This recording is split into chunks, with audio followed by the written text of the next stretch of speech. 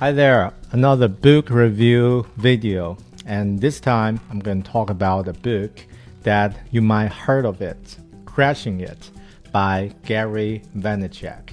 It's one of those popular books for content creators and entrepreneurs, and I've read it at the end of last year and find it's really helpful to build the content creating strategy for myself. So would like to share some thoughts and what I've learned from this book. Let's jump into it. So I think this book is famous because the author is quite well known, Gary Vaynerchuk. He is one of those gurus you always meet on social medias, different social media platforms. They are everywhere. And Gary Vaynerchuk is a great guy, share a lot of tips and tricks and inspiration about content creating, about how to become an entrepreneur and all things around that. So this is who he is. He has a lot of titles, like he's the chairman, CEO of Vaynerchuk, and he's the founder of many media companies, and also co-founder of Empathy Wines, Racy, and he also has the investors for many companies. Yeah, but you probably see his face on Instagram or somewhere else, or LinkedIn or YouTube. So this book actually is the second episode of his social media strategy books. So the first one is Crash It. It's published a few years ago, and it's really popular. And then he published this book maybe around 2019 or sometimes around that. And I just go straight to what I've learned. So after reading these books, I find some strategy tips, some opinions on creating your content, and some tips and tricks, of course, and something specifically around YouTube branding, which is really helpful for myself, and something like what I can do, right? But one of the most valuable stuffs from his book is the case studies. So there are many case studies he interviewed, or some people relevant to his book, so as the guests. So he invite them to share their successful experience, which is really useful and inspired for many of us. Let's get to the first part, the strategy part. I think what is really useful, or the most useful tip that you can learn from this book, is always to think about this, to add value to your audience. So you have to know that what they can learn or what they can get from your content. And it's not about you, it's about them. So always think about what they can get. Is it just for entertaining? Entertaining is a value, right?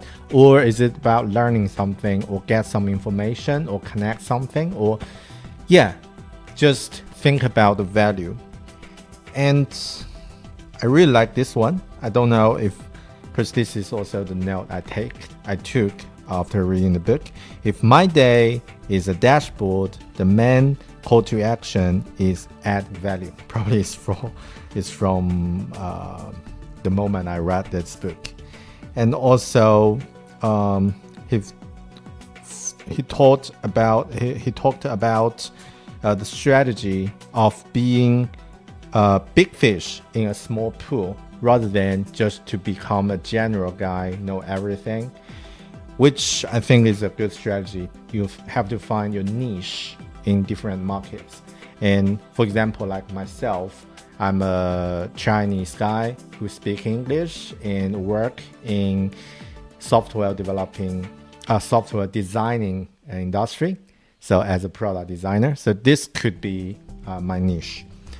And also another strategy part, which actually mentioned in many of Gary's other platforms in his podcast or some keynotes, that you can create one pillar content and then distribute it into different channels, into different snippets to different channels. For example, if you give a speech about how to become a product designer, for example, and then it could use this large piece of content to create smaller snippets, such as some slides or Instagram story or like LinkedIn slides, other things. And you can create different format of smaller pieces and share in different platforms. So this is also like create a larger one and then create micro content, which is really helpful. The other one is about podcasting, so I'm not going to details about this, but yeah, so this part is about strategy, really useful. The other thing is about some opinions that he has. For example, he thought, and also he's quite enthusiastic about creating content, and he tried to persuade everyone who's reading this book, like you have to devote, you have to work maybe 6 to 8 hours every day besides your day job, every day without any break for maybe 5 years to see some result, which is insane. But if you really want to make something visible, or if you really want to make tremendous progress, this is what you have to do. So I haven't tried that, and he suggests, you don't have any leisure time, and you might need to shorten your sleeping time to get a better result. I don't know if that works for me, but probably I will still keep my well-being as the priority. And also he suggests to you have to learn, the learning process also could be or should be your content. I think this is really helpful, really useful for me as a self-taught designer, because if I share my learning experience, actually it can benefit other people, and people will feel, this is something they have a similar experience and they can learn from it, so they get value from it. I think this is really, really good. And the other part is, don't afraid to create things, to start doing new things, because normally people just feel, it's a waste of time, or you could fail. But if you don't start, nothing will happen for sure. And be authentic, and works matter better than calculation. Some other parts of his opinion. And I'll go to the case studies he mentioned. There are many useful or inspiring case studies in this book. One of the interesting case studies is the dancing dentist on Musical.ly. So this is really interesting. Normally we thought dentists should be really serious, and people are a little bit scary of them because they're mess around with your teeth. But this dentist, actually, she is really good at make things funny and just do some silly dances on Musical.ly, Instagram, or other social medias. And it, in fact, in her neighborhood, kids know her, and when they want to see the dentist, everyone said, I want to see that dancing dentist on my Instagram. So she looks really interesting. So I think that's a really good case study. And the other one, which I think are really interesting, is Pat Flynn, who is another very famous YouTuber, and he failed of becoming an architect because of like the financial crashes in 2008, and then he accidentally become a YouTuber and really successful. And the other one I think is the good dog case. Okay, probably not need to mention. Yeah, Rich Rohr. Okay, this is a really good one. So Rich Rohr is the author of Finding Ultra, and he used to have some health, alcohol, or other problems, and then he get really strict on his health and become a vegan. I think a vegan or vegetarian, and also he started to run marathon and then Ironman competitions. And then he started to write blogs, and then joined the CNN interview about how to be a really good stage at your health. And because of that, okay.